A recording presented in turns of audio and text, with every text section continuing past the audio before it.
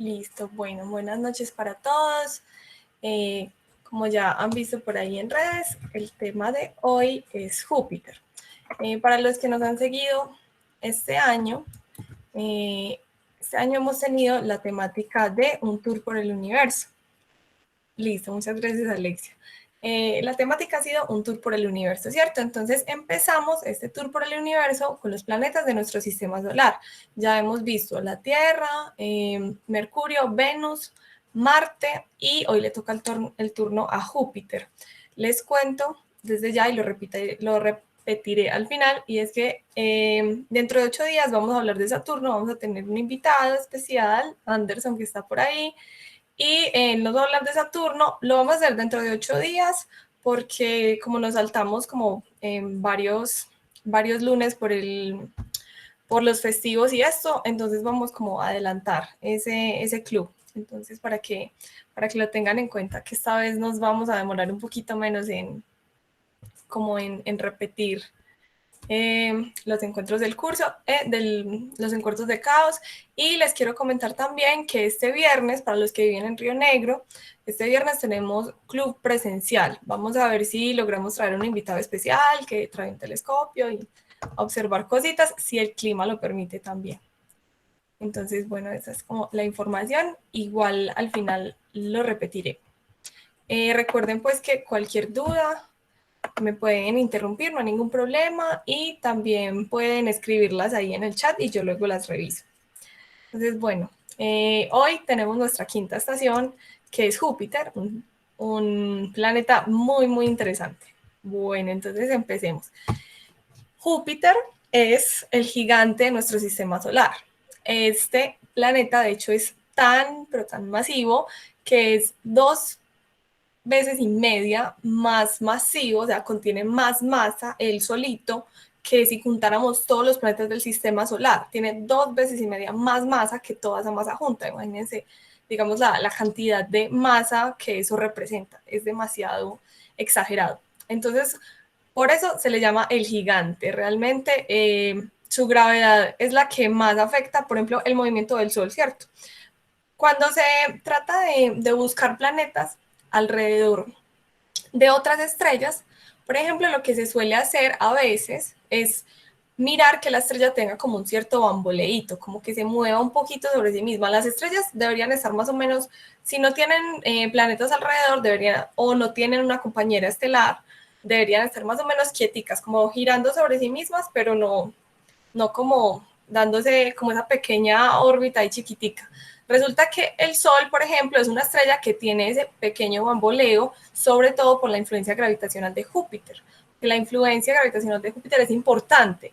Júpiter, para convertirse, hay por ahí el mito, ¿cierto?, de que a Júpiter le faltó poquito para ser estrella. No es tan cierto, pero tampoco es tan alejado. Realmente tendría que ser como unas 75 veces más masivo de lo que es para hacer una estrella, pero realmente su masa es suficiente como para generar un jalón gravitacional importante en el Sol. El Sol, que pensemos que es lo más masivo, es casi que todo el sistema solar, es el 99.9% la masa del sistema solar. Entonces, el resto de la masa, como que más de la mitad del resto de la masa del sistema solar lo tiene Júpiter. Entonces está el Sol, Júpiter, y ya el resto es como, el resto de objetos se quedaron con la masa que sobró prácticamente. Entonces, por eso este planeta es tan gigante. Sin embargo, hay que tener en cuenta que Júpiter es mucho menos denso que los planetas rocosos, que los interiores que estuvimos viendo pues en estos primeros días en caos. Es mucho menos denso, entonces eso también nos habla sobre de qué está hecho, ¿cierto? Júpiter está hecho de elementos muchísimo más livianos, pues sobre todo de hidrógeno y helio. Entonces también eso le permite ser bastante grandecito. Por tanto, posee un diámetro de unas 11 veces el terrestre. O sea, imagínense, la Tierra cabe en ese espacio, digamos, de un extremo al otro, cabría 11 veces. O sea, no yéndonos por la superficie, sino como si lo atravesáramos así. 11 veces podríamos meter aquí la Tierra. Listo. Bueno, se encuentra más o menos a unas 5.2 unidades astronómicas del Sol. Recordemos que una unidad astronómica es la distancia entre el Sol y la Tierra. Entonces, si se encuentra a 5.2 unidades astronómicas, significa que se encuentra 5.2 veces más alejado del Sol de lo que está la Tierra. Realmente está bastante lejos. Y como vamos a empezar a ver acá, en este punto, las distancias en el sistema solar son casi que, tienen como una proporción, como que casi que cada dos, o sea, cuando doblamos, digamos, la distancia de un objeto, vamos a encontrar otro, es decir, los interiores son más o menos, más bien cercanos, pero por ejemplo, desde Marte tenemos que al doble de la distancia de Marte, más o menos, va a estar Júpiter, más o menos al doble de la distancia de Júpiter va a estar Saturno. Al doble de la distancia de Saturno va a estar Saturno, Júpiter, Saturno, Urano, y al doble va a estar el último, más o menos. No es algo así como súper exacto, pues como que el doble exacto, pero sí, es como una proporción muy, muy lógica que guardan los planetas en el sistema solar como tal. Bueno, esto es importante y es que Júpiter, si bien es un planeta bastante grande, es el que más rápido rota. Rota sobre sí mismo en 10 horas. Es el planeta que tiene el día más corto. Sin embargo, hay que tener en cuenta que hay, digamos que, varios periodos para el movimiento como tal de Júpiter. Como Júpiter es gaseoso, digamos que en lo que está en su interior, como su superficie líquida, por decirlo así, gira más rápido de lo que van a girar su atmósfera. Lo que nosotros vemos siempre de Júpiter es la atmósfera, esa capa gigante de un montón de gases, es lo que siempre vemos y gira un poco más lento de lo que gira como el interior como tal del planeta. Y bueno, su periodo orbital es bastante largo, pues claro, porque como ya lo mirábamos, está mucho más lejos del Sol que los planetas interiores, de hecho. Entonces, su periodo es de casi 12 años terrestres. Por eso es que, digamos que cuando hacemos observación de Júpiter en las noches, bueno, cuando tenemos tiempo de hacerlo y cuando el clima favorece, es muy fácil hacerle como seguimiento porque se queda bastante tiempito en el mismo sitio. No tanto pues como los planetas más externos, claro, pero sí es considerable con respecto a los más internos, pues sobre todo cuando queremos hacer observación de Venus, de Mercurio. Esos planetas obviamente se van a mover en el cielo, pues se van a mover en nuestro cielo, visto desde acá, se van a mover muchísimo más rápido. Y vamos a ir viendo que esa velocidad depende justamente de la cercanía que tienen al Sol. Bueno, esto que ya lo había mencionado, es un gigante de gas. Entonces, como tal, Júpiter no tiene una superficie sólida. Júpiter lo que tiene es que, debido a su propia presión, a la cantidad de materia que tiene, llega a un punto en el que las nubes de gas, todo ese gas empieza a convertirse en líquido. Y luego ese líquido tiene una parte en la que la presión es tanta que el hidrógeno empieza a tener una forma, un estado muy extraño, un estado que no podemos ver en ninguna parte en la Tierra. Y es que el hidrógeno se empieza a comportar como un metal, o sea, empieza a tener como conductividad así como los metales, y es algo bastante curioso.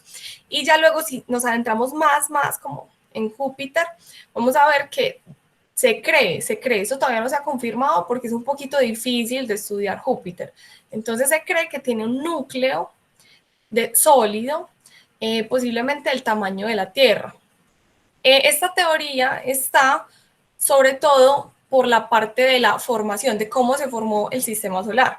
Entonces, como ya lo hemos visto también acá varias veces, cuando hablábamos de la formación de los demás planetas, resulta que todo se formó de la misma nube inicial, de la misma nebulosa, todo el material se quedó para formar el Sol, la mayoría, y los sobrantes sirvieron para que se formaran planetas. entonces todo ese material se empezó a condensar, a chocar entre sí y listo, ahí se fueron formando los planetas. Entonces se cree que hubo cierto momento en el que se separaron los componentes, ¿cierto? Los más livianos se fueron hacia la parte más externa del sistema solar y los más densos, los materiales rocosos, o sea, hierro, ¿cierto? Como tal, desde hierro, antecitos, los silicio, empezaron a formarse en la zona más, a juntarse pues como tal en la zona más interna del sistema solar, porque eso sí podían soportar, digamos, la temperatura, mientras que, por ejemplo, el helio o el hidrógeno, en esas condiciones de temperatura del sistema solar interno, no podían ser sólidos. Entonces, esos quedaron en la parte externa. Este material, obviamente, cuando ya se empezaron a formar como los primeros planetesimales, como unas pequeñas esferas que iban colisionando unas con otras y reformaban, volvían y formaban otros planetesimales, seguían chocando y así, hasta que iban creciendo. Se dice que en la parte más externa había más material, en la parte más externa del sistema solar había más material. Entonces, los primeros planetas que se formaron justamente fueron los planetas gaseosos, pues los gaseosos y los gigantes gaseosos y los gigantes helados, que son, ya sabemos que son pues, Júpiter, Saturno, Urano y Neptuno. Entonces, como tenían todo este material disponible, pudieron crecer mucho más. Sobre todo, hubo un momento en el que el Sol tuvo como una especie de, generó como una especie de, a ver, ¿cómo decirlo? Como de, podríamos decirle que como ondas, como una especie de explosión, que barrió todo el material como más liviano de la parte interna del sistema solar.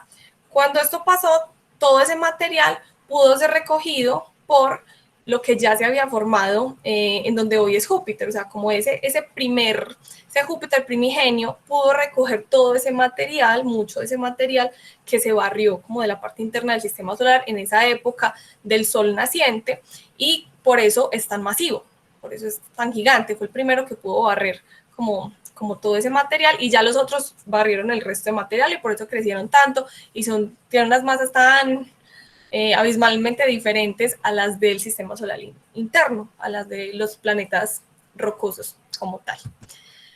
Bueno, la atmósfera. Como vemos por acá, resulta que Júpiter tiene un montón de colores, tiene un montón de manchas de colores, pero sobre todo es interesante ver estas regiones que se llaman como los cinturones. Tienen unas partes que son más claras y otras partes que son más oscuras. Resulta que esas partes más claras y esas partes más oscuras, pues la teoría que se tiene hasta el momento es que en las partes oscuras lo que sucede es que hay material, hay gas que es más frío y está bajando, mientras que en las partes claras, antes el material está calentándose y está subiendo. Entonces, por eso se forman como esas franjas que recorren todo el ecuador de Júpiter. Es que realmente todo este material es puro gas, es puro hidrógeno, puro helio y ya conformados pues como a veces en compuestos como amoníaco, metano y así. Entonces, esto es lo que sucede con esos. Es la teoría también que se tiene, porque realmente Júpiter, como vamos a ver más adelante, ha sido un planeta bastante complicado para estudiar. Entonces, lo que se ha logrado ir descubriendo ha sido más bien reciente y ha sido muy dependiente de lo que se puede hacer también desde acá, desde la Tierra, desde lo que se puede observar, por ejemplo, con el telescopio espacial Hubble, lo que se puede estudiar con los grandes telescopios en Tierra. Entonces es bastante complejo estudiarlo, pero sí hay unas teorías que se ajustan muy bien como a lo que sucede con esta atmósfera tan interesante de Júpiter. Entonces, bueno, también porque tienen como que esta dirección, ¿cierto? Uno mira, digamos, como tal el planeta y uno dice, bueno, pero ¿por qué están como en franjas, así, unas sobre las otras? Resulta que estas franjas siguen el movimiento como tal del planeta, ¿cierto? Entonces siguen la rotación del planeta.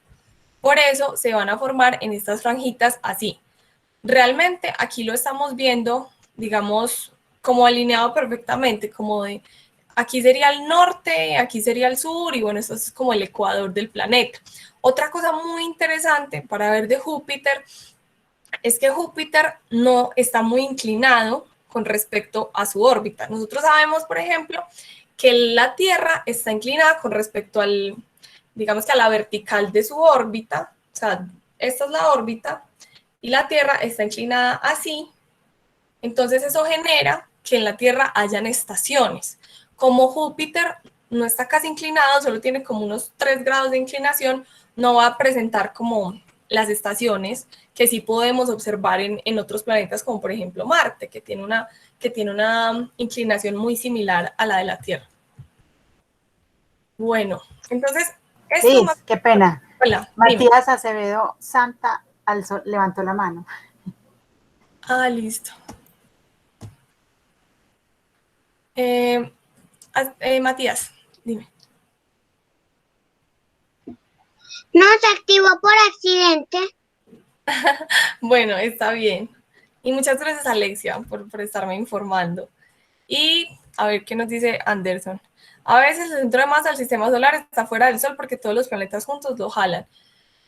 Sí, sí, claro, eso es verdad. Sí, a ver, aunque es bastante complejo porque mirarlo del centro de masa, pues la mayor, digamos que la mayor cantidad de material de todo el sistema solar junto está, como lo veíamos creo que fue el año pasado que vimos lo de el sistema solar completo.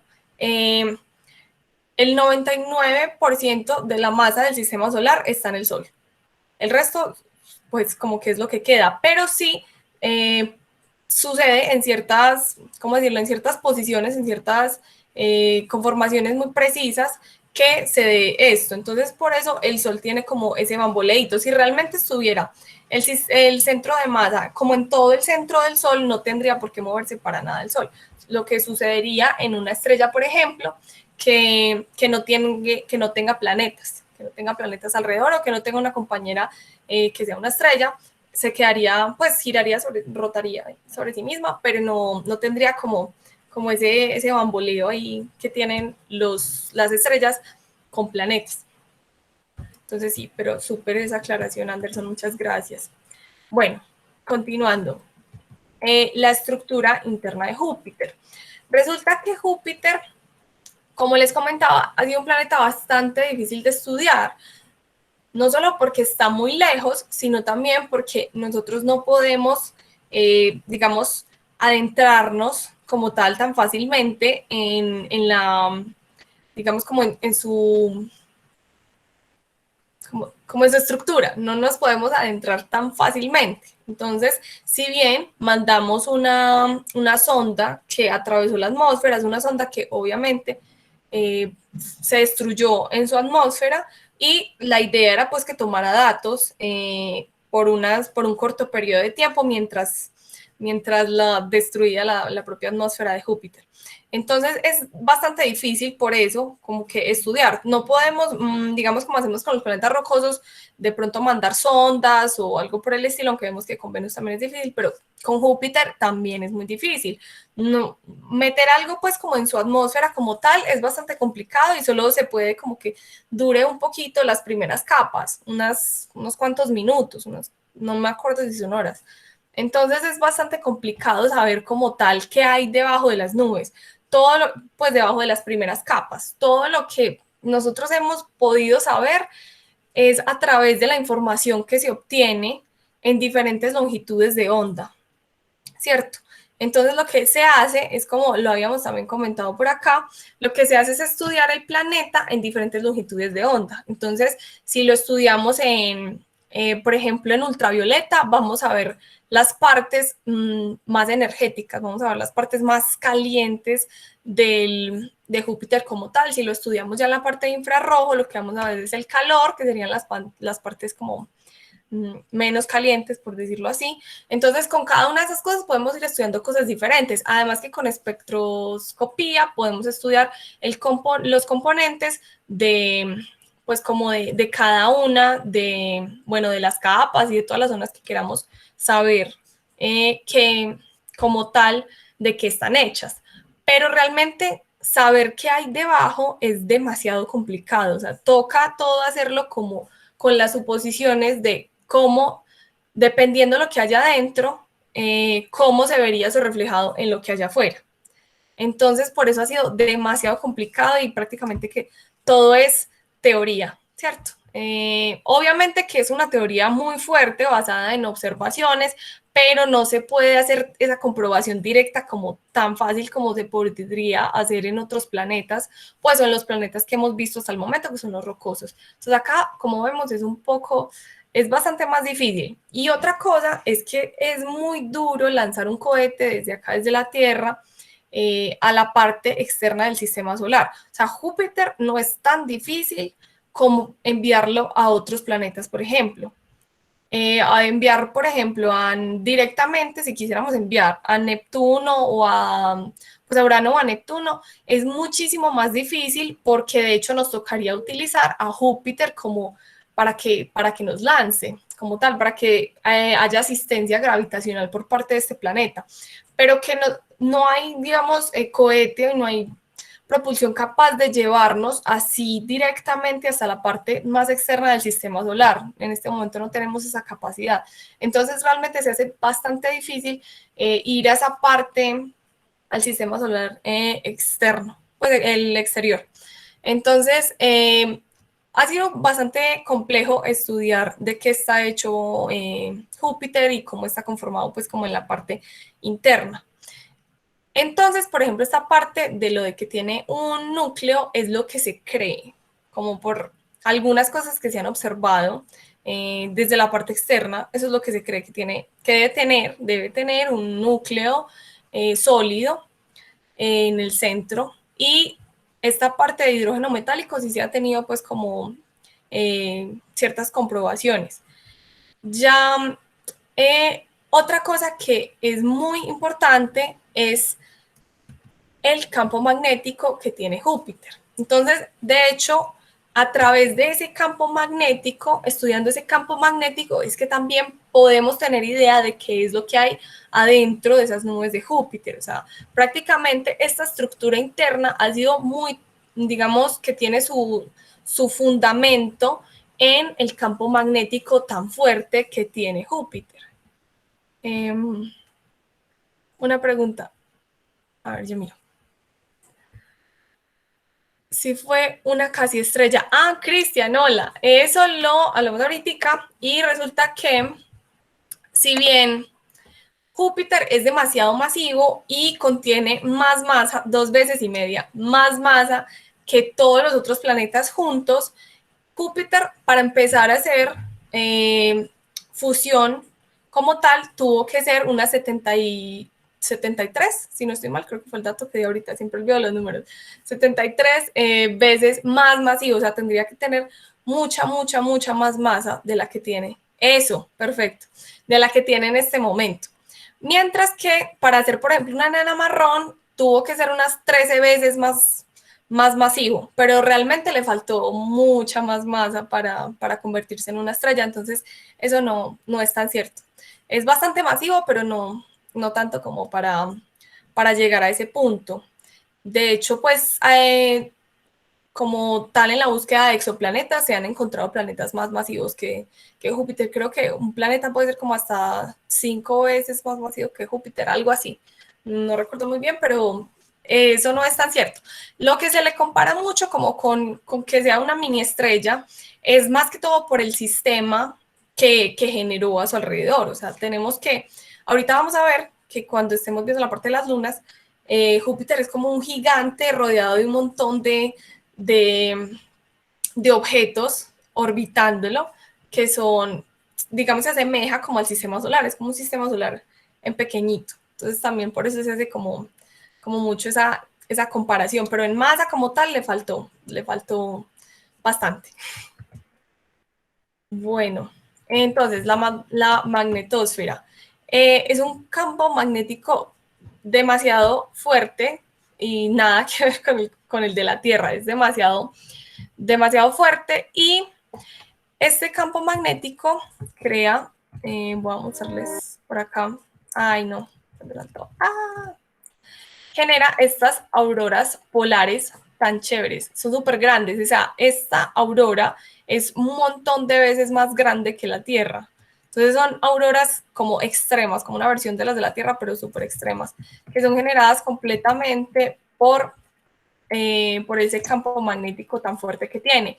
Ese campo magnético se extiende muchos, muchos, muchos kilómetros alrededor de Júpiter. De hecho, llega a ser tan grande en la parte, digamos, en la cara, o sea, la cara contraria al Sol, llega a ser demasiado, demasiado largo, demasiado grande, e incluso llega hasta la órbita de Saturno, que como les había comentado, es casi, o sea, exagerando pues como las proporciones, es casi el doble de la órbita de Júpiter. Entonces imagínense lo gigante que es esa magnetosfera. De hecho, tiene pues como esa magnetosfera tiene bastantes implicaciones para las lunas como tal. Vamos a ver un corto video acá sobre la magnetosfera de Júpiter. Bueno. Me dice porfa si se escucha. A magnetosphere is the...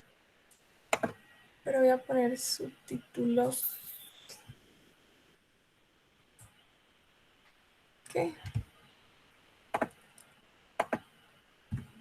Ahorita los pude generar en español. Uy, allá.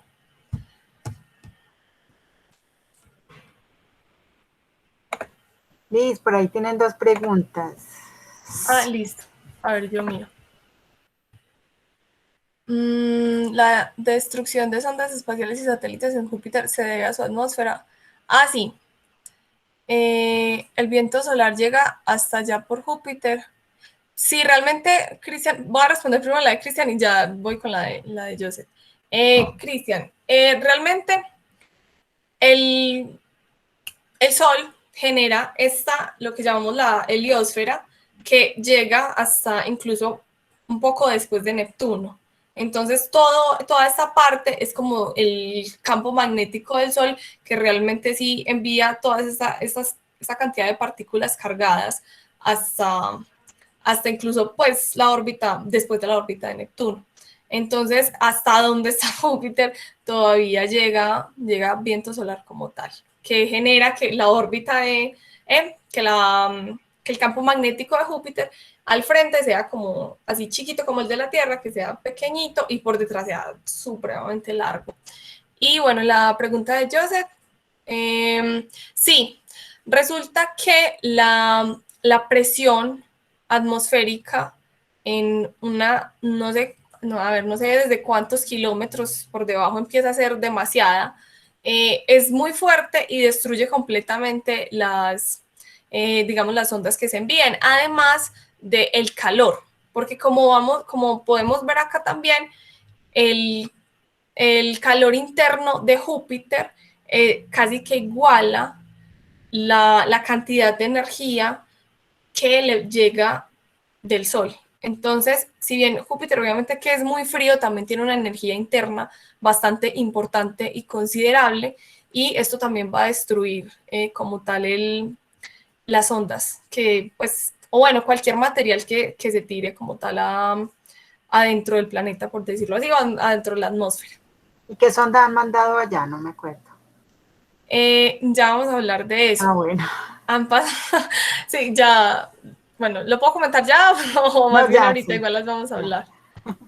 Listo. Eso, la Juno es la última que hay, pero vamos a ver que no han sido tantas porque es Gracias, bastante complicado.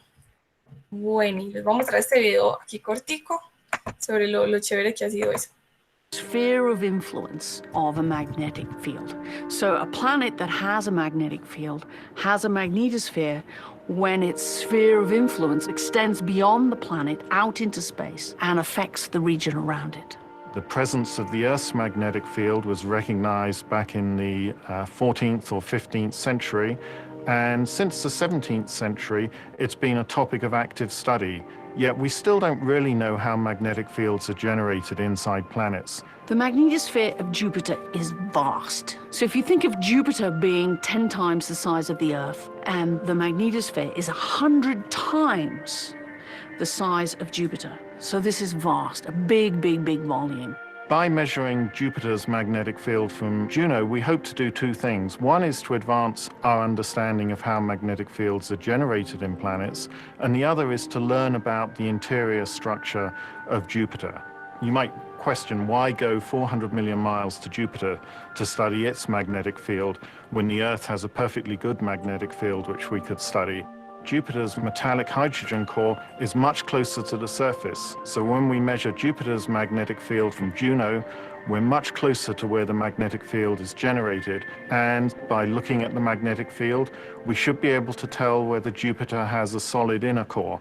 And that has profound consequences for how Jupiter formed, for models of its interior, for understanding its gravity field. It's a sort of key observation we'd like to pin down for Jupiter. Bueno, este video es como un poquito la explicación de cuál fue, bueno, cuál es como tal uno de los objetivos de la misión Juno, que fue la última que salió hacia Júpiter. Entonces, ahí nos comentan justamente que es muy importante estudiar este campo magnético de Júpiter, incluso para entender cómo funciona nuestro propio campo magnético. Resulta que nosotros no tenemos muy claro cómo es que se genera el campo magnético, ni de la Tierra ni de ningún objeto, o sea, todavía no está completamente claro. Entonces, la teoría que hay con respecto a Júpiter es que lo genera, el campo magnético como tal, es lo que mencionábamos aquí antecitos, y era de que acá en el interior tiene una capa bastante importante de hidrógeno metálico, y este es el que genera ese campo magnético. En la Tierra lo que tenemos es como algo parecido, es hierro fundido que también está en estado líquido y es el que se supone, ¿cierto?, lo que creemos que genera el campo magnético, pero digamos que como el mecanismo como tal no lo tenemos perfectamente descrito, o sea, no lo conocemos tan bien como para poder crear un modelo definitivo de cómo se comportan y cómo se generan los campos magnéticos. Entonces, por eso es bastante importante estudiar el campo magnético de Júpiter. Como lo comentaba, realmente estudiando a Júpiter desde afuera estamos más cerquita del lugar donde se genera el campo magnético de lo que lo estamos estudiándolo en la Tierra. Entonces, por eso es un destino como bastante importante para eso. Y bueno, aquí continuando un poquito con esta parte, como les había mencionado, resulta que el campo magnético es bastante interesante, pero lo que ya les comentaba es demasiado gigante, como vieron pues ahí también en el video. Realmente la parte de atrás del campo, pues de atrás, digamos con respecto al Sol, o sea, la parte que no le da la cara al Sol es demasiado gigante. Si bien el campo magnético de la Tierra se extiende unos cuantos kilómetros, el de Júpiter se extiende exageradamente. Es, como mencionaban ahí, es unas 100 veces mayor que el propio Júpiter. De hecho, en esta foto que tenemos acá, no se alcanza a ver ni siquiera Júpiter. O sea, todo esto es como una foto de la magnetosfera, del campo magnético, pues una foto entre comillas, ¿cierto? Y no se alcanza a ver Júpiter, que es demasiado pequeño comparado con su campo magnético como tal. Bueno, listo. Ahora, la gran mancha roja, esta es una de las cosas más chéveres y más representativas de este planeta.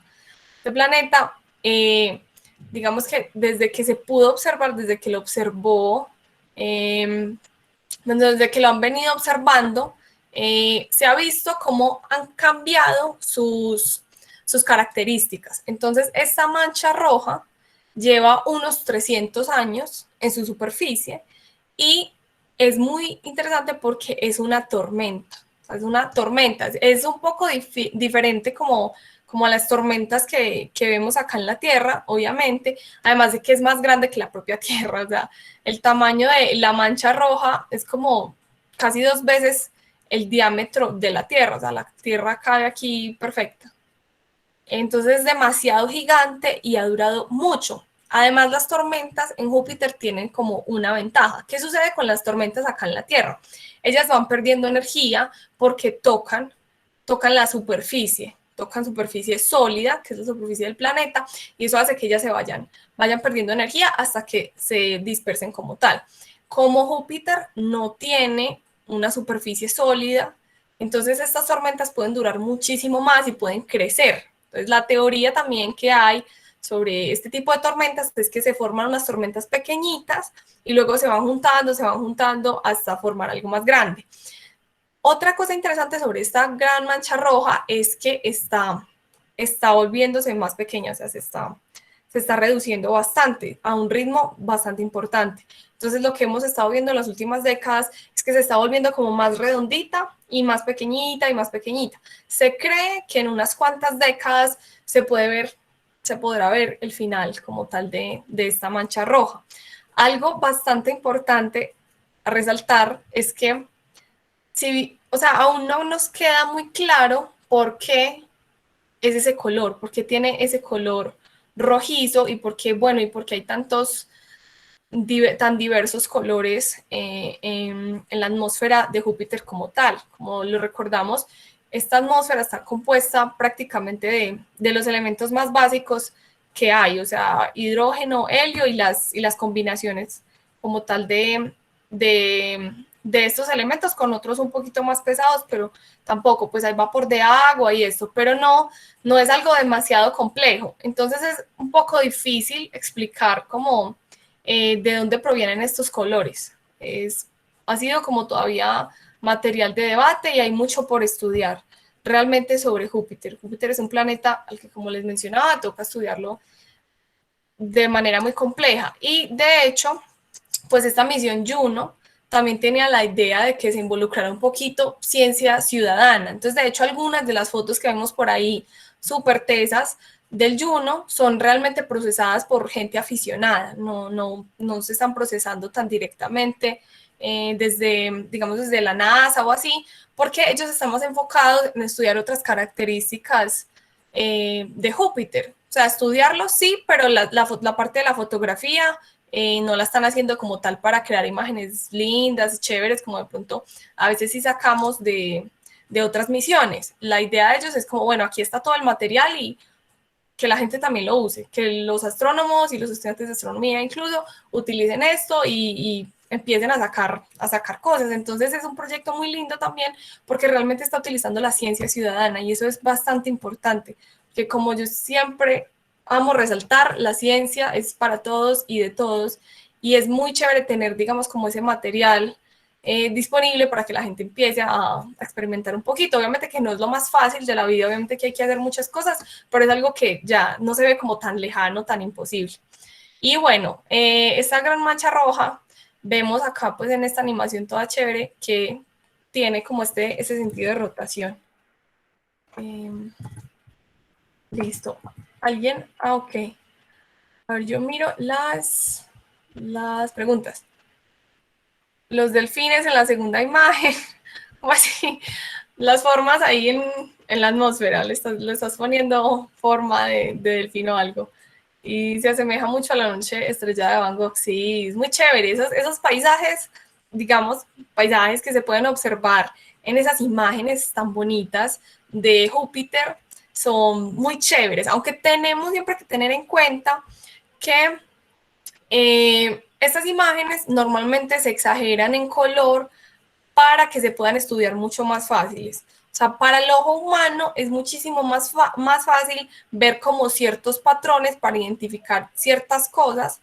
Entonces, a veces las fotos se tienen que procesar bastante para resaltar estos colores y se ven mucho más lindas y genial, o sea, se ven espectaculares, pero de pronto a veces crean la idea de que si uno fuera hasta Júpiter y las mira directamente lo vería así, y no necesariamente se vería también así. Recordemos también que la ventaja que tiene la fotografía es que la cantidad de luz que se puede guardar es mucha más que la que uno puede guardar con el ojo humano, es decir, tú puedes dejar la cámara ahí que absorba más y más luz y eso va a hacer que la foto sea, bueno, que la imagen sea como más perfecta, más colorida, un montón de cosas, mientras que el ojo no va a guardar como tal esa luz, ¿cierto? Porque nosotros tenemos como un tiempo en el que el cerebro procesa la información que estamos mirando, pero no se va a quedar ahí como guardada la misma imagen recibiendo más y más luz, ¿cierto? Entonces, siempre hay que tener eso en cuenta. Por eso también es que cuando miramos, por ejemplo, por un telescopio, vamos a ver en blanco y negro. Mientras que si le ponemos la cámara y le ponemos un rato, yo qué sé, tomar una foto a Júpiter, por ejemplo, sí podemos sacar los colores como tal. Entonces, siempre toca tener un poquito como, no sé, esa perspectiva. Pero obvio que son imágenes espectaculares. Y pensar que esto es algo que está tan absurdamente lejos es demasiado lindo.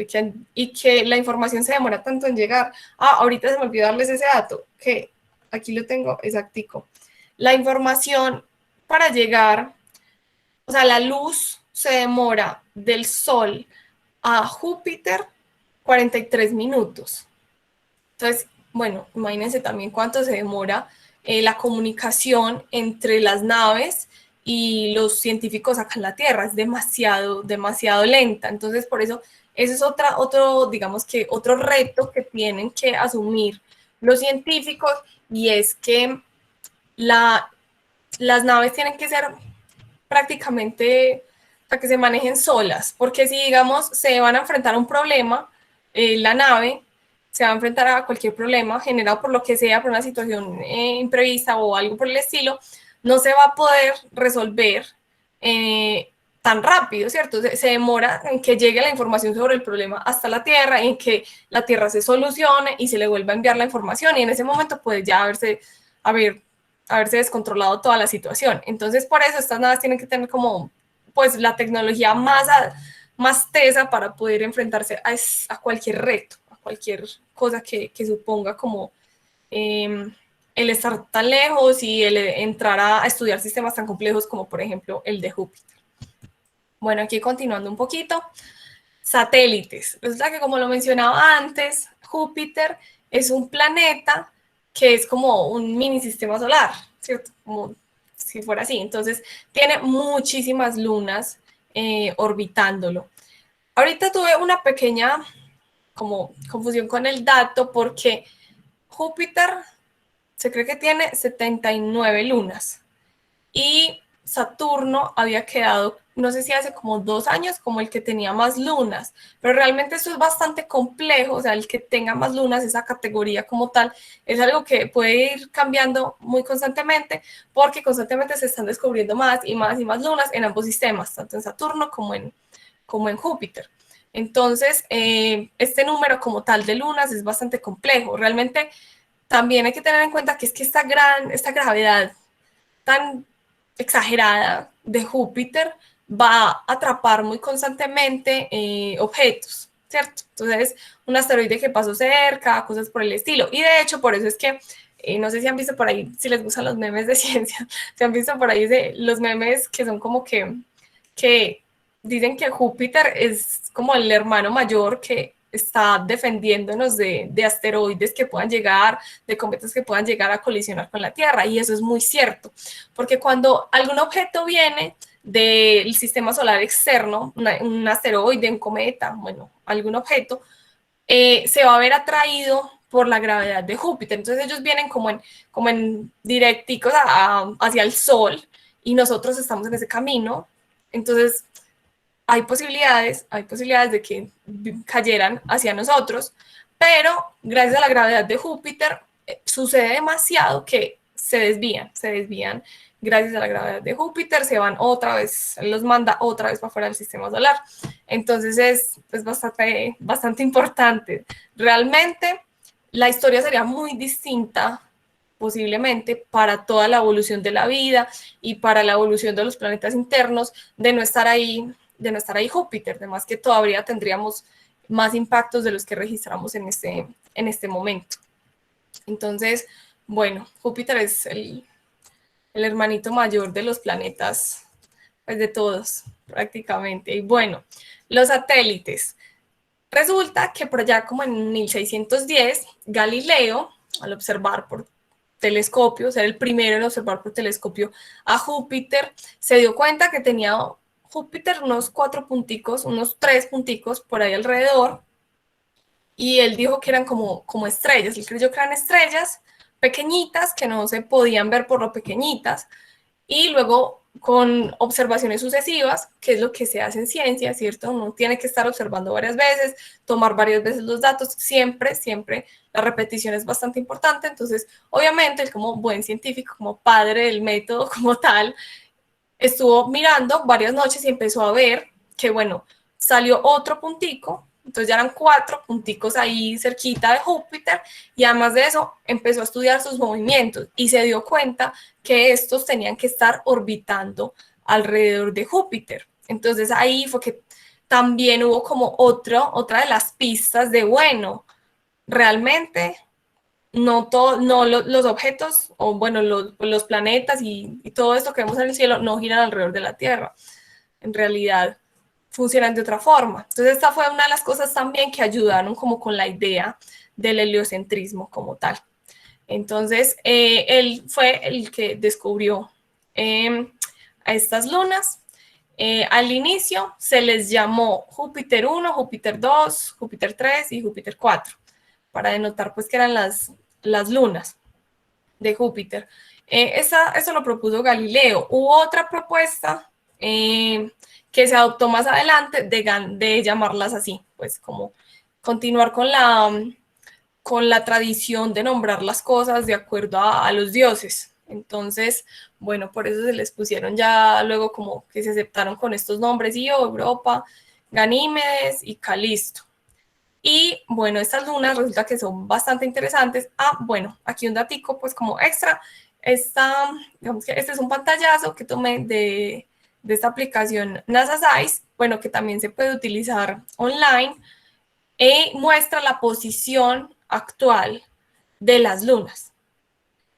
Entonces, esto es bastante chévere porque uno puede analizar con ese programa, uno puede analizar, miren, por ejemplo, aquí está la fecha, de hecho, ahorita lo tomé lo último, uno puede analizar, digamos, cómo se están viendo aquí las lunas, y luego de pronto, si uno tiene la posibilidad, no sé, de mirar por telescopio, pues de tomar fotografías y eso, que por ahí hay varios compañeros que hacen astrofotografía, comprobar cómo se están viendo desde acá. O sea, uno hacerle el seguimiento a esas lunitas vistas desde acá y cómo se ven en este tipo de aplicaciones tan chéveres que permiten como ver las cosas en tiempo real, adelantarse incluso. Entonces es muy chévere como utilizar estos recursos. Y bueno, entonces aquí se ve que es un sistema, es como un mini sistema solar, y tiene unas órbitas, la verdad, bastante circulares.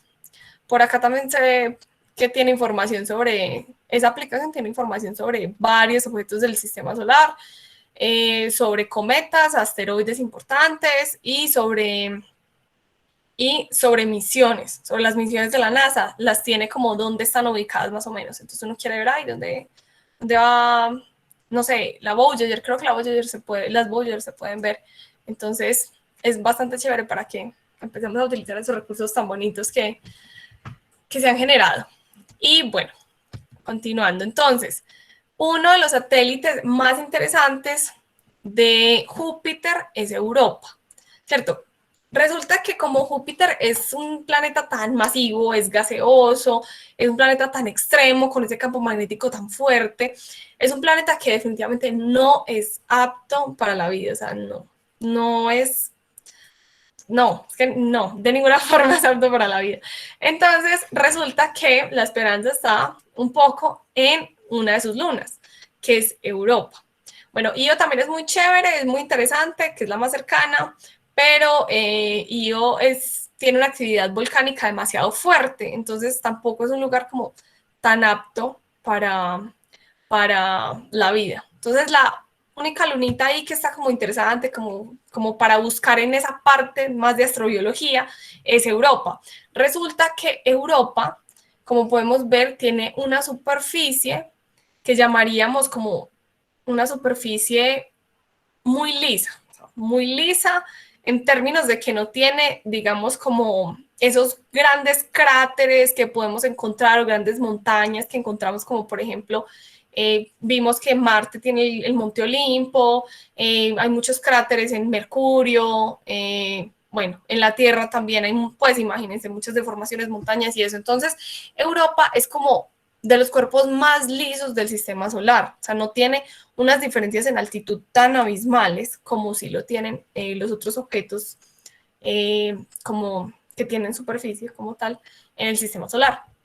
Entonces, resulta que Europa se cree que debido a justamente estas rayitas que le vemos por toda la superficie y debido a lo plana que es y a los pocos cráteres que se observan, que es algo muy raro, porque como vemos, por ejemplo, la Luna, Mercurio, Marte, la propia Tierra, todos tienen las marcas. Bueno, la Tierra no la tiene tanto porque justamente hay vida que llena toda la superficie, entonces hay agua, entonces hay muchas plantas, entonces a veces los cráteres se llenaron, fue como de árboles por todo lado, entonces bueno, no se nota tanto en la Tierra, pero en los otros cuerpos rocosos sí se notan los cráteres, porque dan cuenta de la formación y dan cuenta de los primeros 1.000 millones de años de vida de un objeto. Entonces es raro ver un objeto como estos que no tenga tantos cráteres. O sea, no da cuenta. Y los cráteres que se encuentran en él están como llenitos de hielo. Entonces eso nos habla sobre que tiene una superficie cambiante, tiene una superficie que no es como la Luna, que cayó un cráter, quedó ahí y ya pues quedó el hueco, listo. Un montón de tiempo, muchísimo tiempo pues se va a quedar en esa misma posición porque no tienen ningún movimiento como tectónico, no hay vida, no hay agua, no hay nada que, digamos, pueda cambiar eso. Mientras que, por ejemplo, en Europa, esos cráteres se van borrando debido a que su superficie es algo cambiante. Resulta que la superficie de Europa es de hielo, es hielo como tal. Y estas fracturas grandes que se generan son debidas a que debajo de su superficie se cree que hay un océano de agua líquida. Entonces, este océano de agua líquida, al moverse, va a generar esas fracturas en la parte superior, como de esas capas de hielo como tal. Y esto es importante también tener en cuenta, y es que cuando nosotros buscamos vida en el universo como tal, solemos buscar la zona habitable de las estrellas, ¿cierto? La zona habitable de nuestro sistema solar está donde está la Tierra. No hay más zona habitable en el sistema solar. Pero resulta que los planetas gigantes como Júpiter son bastante interesantes también para estudiar el origen de la vida, no porque en ese planeta se pueda dar la vida, sino por lo que generan en sus lunas. Resulta que la gravedad tan intensa de Júpiter genera en Io, en Europa, en las lunas más cercanas, genera una energía interna debido a la deformación gravitacional. O sea, Júpiter es demasiado masivo, entonces jala cuando está cerquita a Europa, cuando está en la parte más cercana de su órbita a Júpiter, genera que haya como que lo estire, como que lo jale un poquito, por decir así, lo deforme Júpiter. Y luego cuando se aleja, él vuelve y como que vuelve y vuelve como a su estado original. Entonces hay como un movimiento de aplastar, pues de contracción y de, no sé cuál será el contrario a contraer. Bueno, entonces, que genera una energía interna en esos planetas, por lo que puede existir agua líquida por dentro del planeta. O sea, realmente el planeta por dentro no es tan frío como cualquier otra luna que esté de pronto más lejana de Júpiter o una luna de un planeta más pequeño, como por ejemplo la luna de la Tierra, ¿cierto? Porque la Tierra no tiene ese efecto sobre la luna, mientras que Júpiter tiene este efecto tan interesante. O sea, obviamente la luna tiene un efecto gravitacional sobre la Tierra, que es el de las mareas. Entonces, esto se hace muchísimo más fuerte en el sistema de Júpiter porque Júpiter es tan masivo.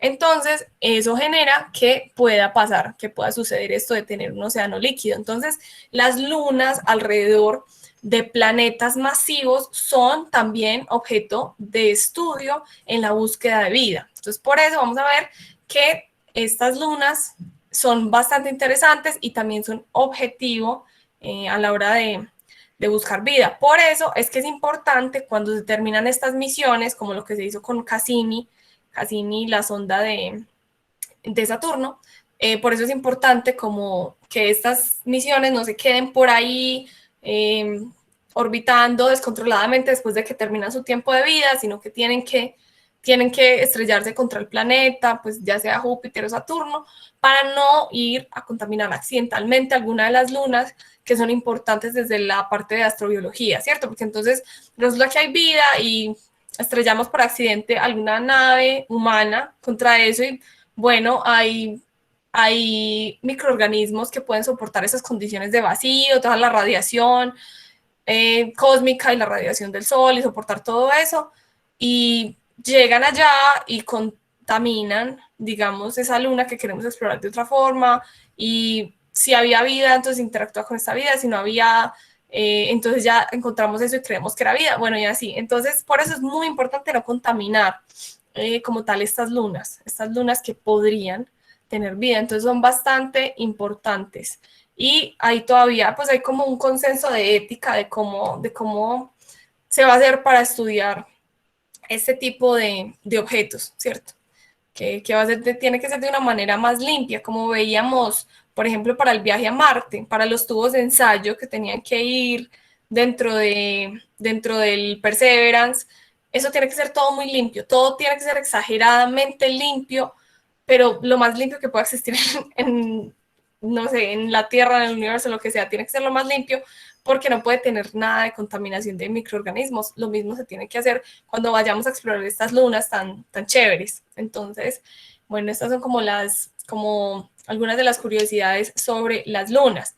Otra cosa a tener en cuenta es lo que les mencionaba sobre que, bueno, la radiación solar a estas distancias es una cosa mínima. Por eso son planetas fríos, ¿cierto?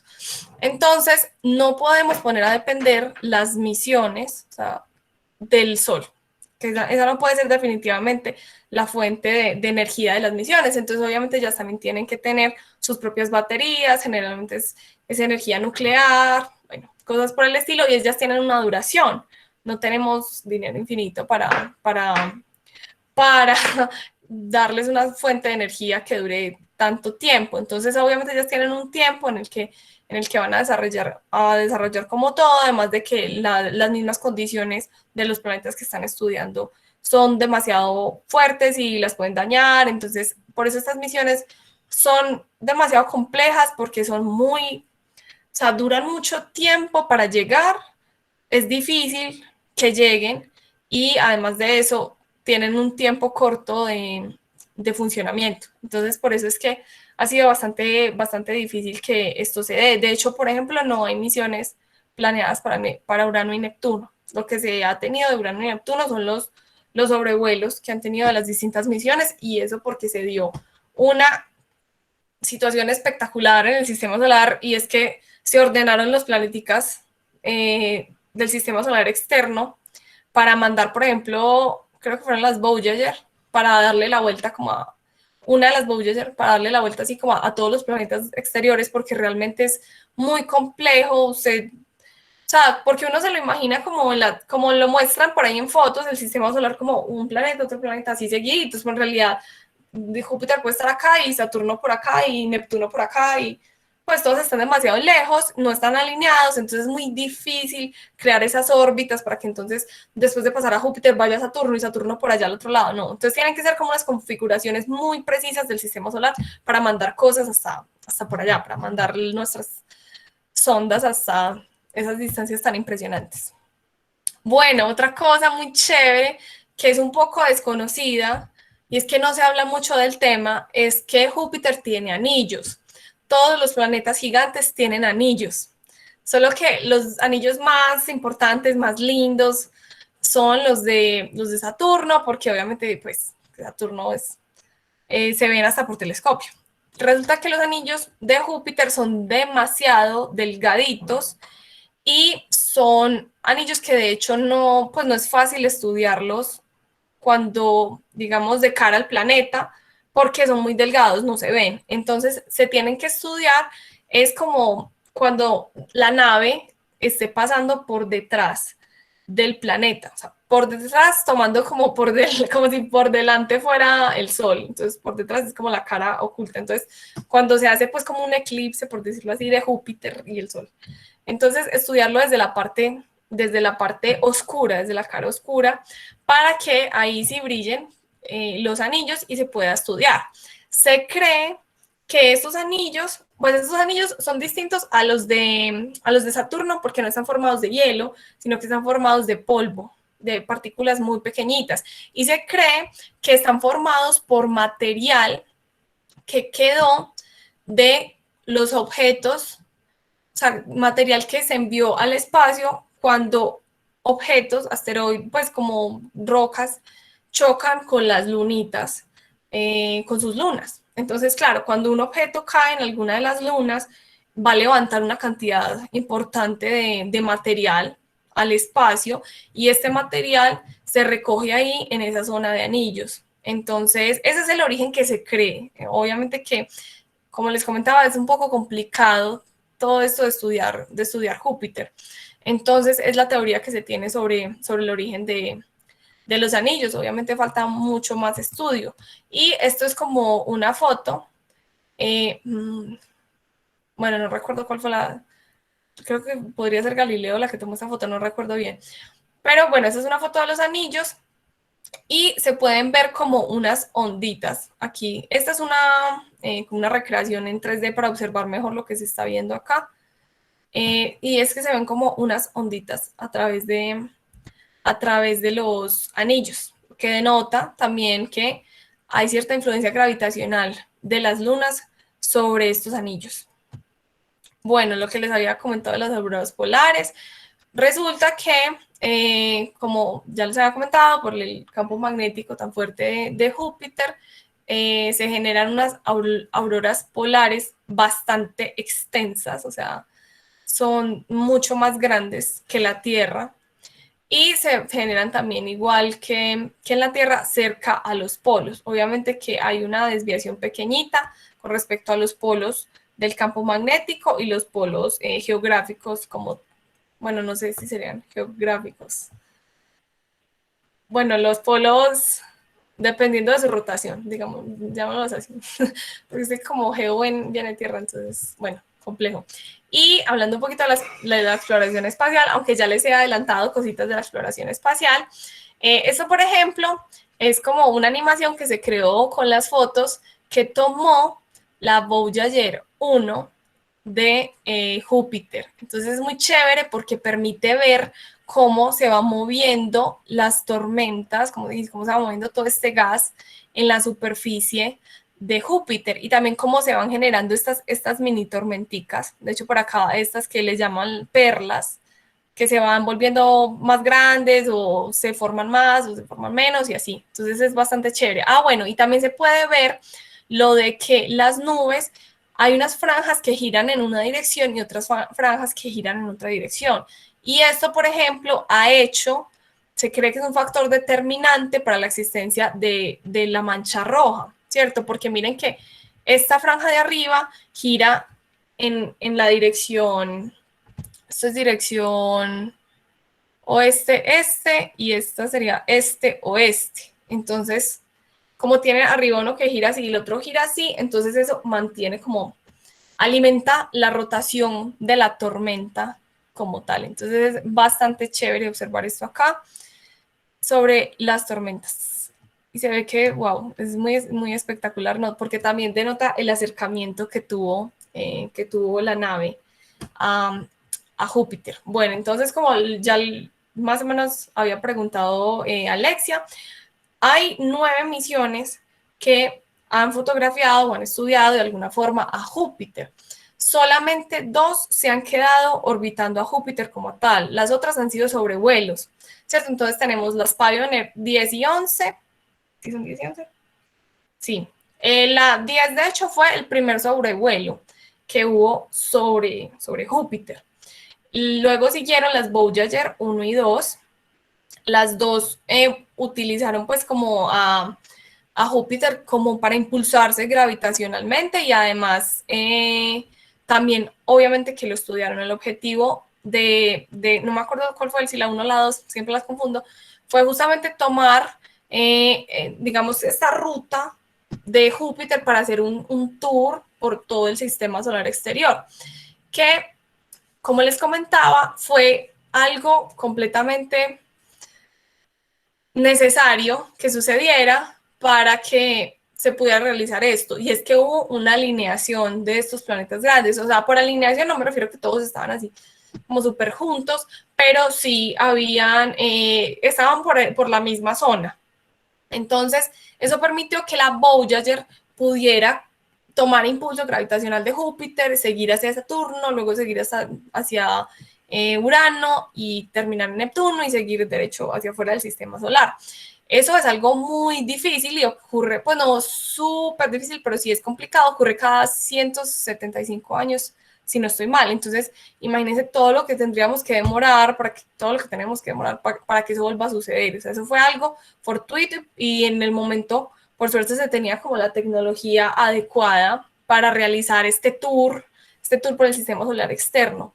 Entonces, vamos a ver que es demasiado complicado que eso suceda, pero bueno, son las herramientas que se tienen. Realmente, por el momento, no hay propulsión capaz de llevarnos directamente a hacer ese tour si no es con la asistencia gravitacional de Júpiter. Realmente, sin Júpiter, no habría nada, no habría Tierra y no podríamos explorar, bueno, no habría vida tal vez en la Tierra y no podríamos explorar el universo de la forma en la que lo estamos logrando hacer.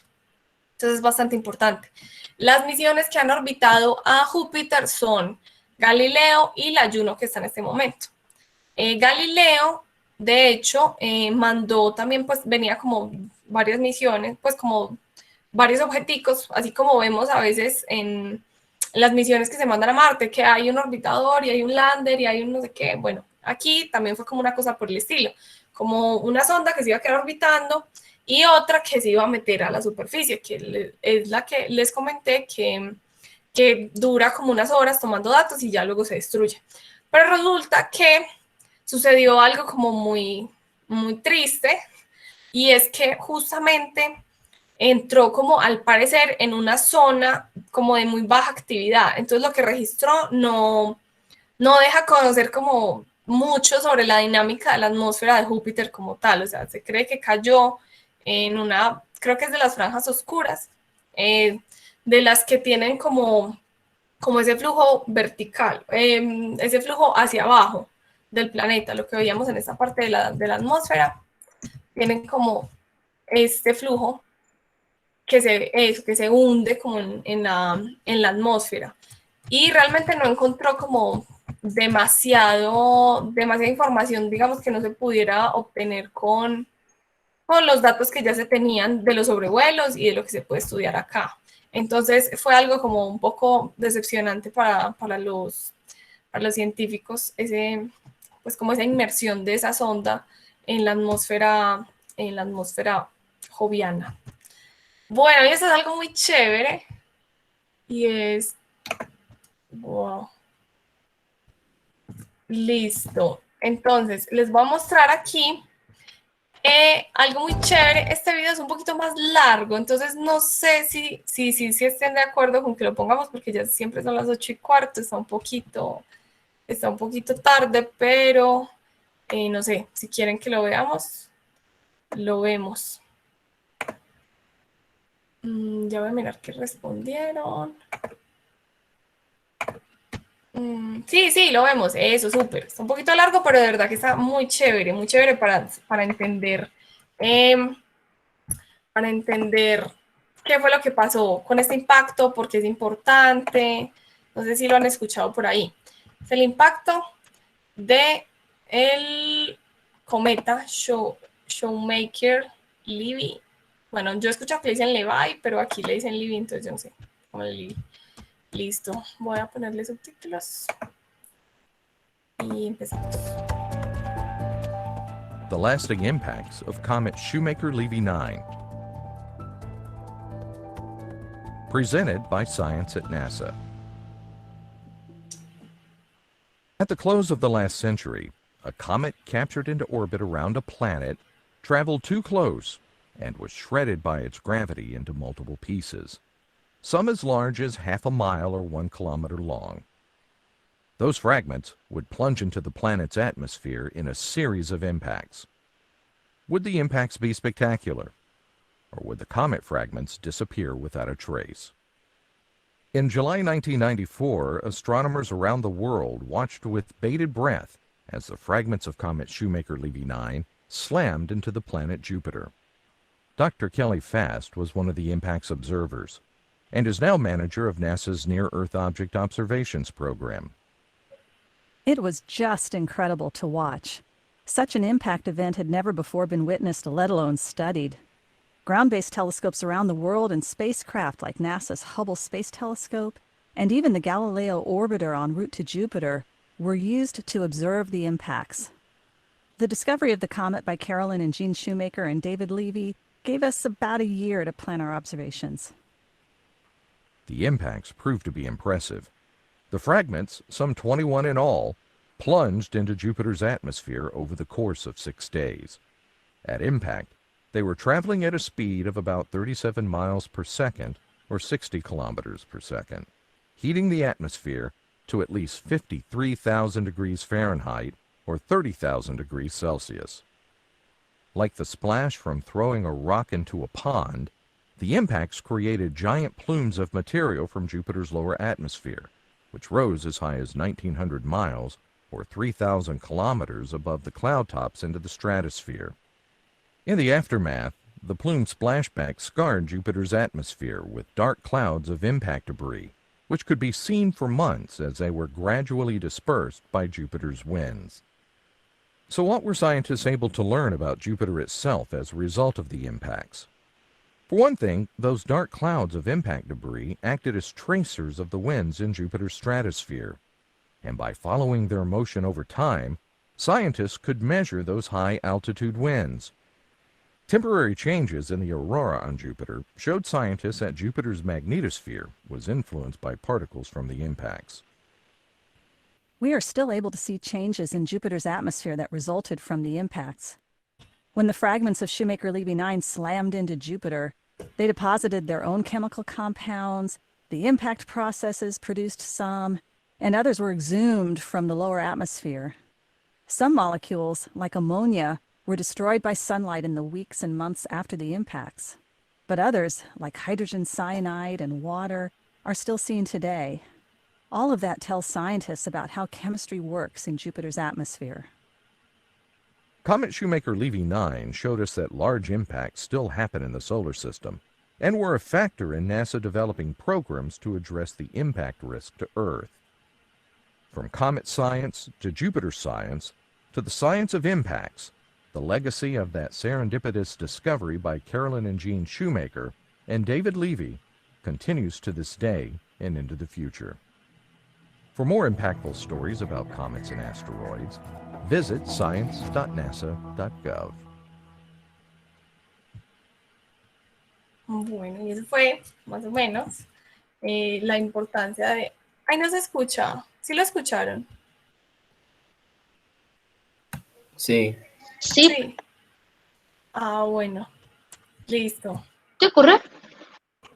Listo, entonces, bueno, como vimos ahí, ese impacto fue todo un suceso en ese año porque permitió ver qué efectos tendría algo de ese estilo en la atmósfera de Júpiter y también permitió comprobar ciertas teorías que se tenían sobre la composición de la atmósfera de Júpiter y cómo se comporta y todo. Entonces, fue algo bastante importante y de hecho es algo también fortuito porque eso pudo ocurrir, por ejemplo, en un momento en el que estuviera la parte oscura, que bueno, como vemos el planeta gira bastante rápido, entonces obviamente que se iba a poder ver pues como las trazas del impacto como tal por mucho tiempo, pero fue súper bueno que justamente también tuvieron a la Galileo, a la sonda Galileo yendo en camino hacia Júpiter, tenían el tiempo para planear bien las observaciones desde Tierra porque se descubrió con tiempo el cometa